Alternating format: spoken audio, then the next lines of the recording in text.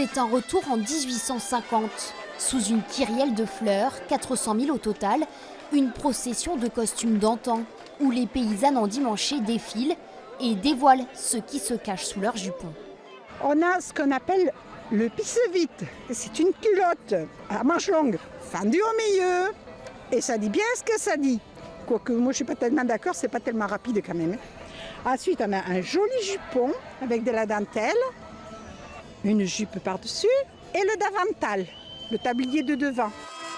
La félibrejada en occitan célèbre les traditions depuis 1903. L'occasion pour la jeunesse de découvrir des savoir-faire ancestraux. On tourne encore. Ouais, 2, et encore une fois. Ça date de l'époque, et du coup, ça fait un peu bizarre.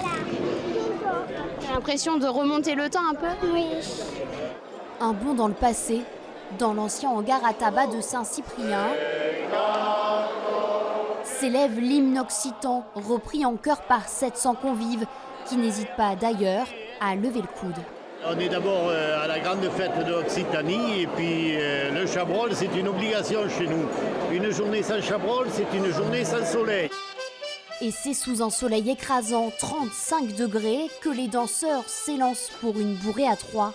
Les groupes folkloriques nous ramènent quelques années, on va dire en arrière, un petit peu une photo de ce qu'était la vie au XVIIe siècle peut-être. Je trouve important que du point de vue culturel, on continue à connaître la façon de vivre de nos grands-parents. Le temps d'un week-end, 20 000 personnes ont honoré la Languedoc et ses traditions. L'an prochain, au tour de Périgueux d'accueillir la 100e édition de la Félibrée.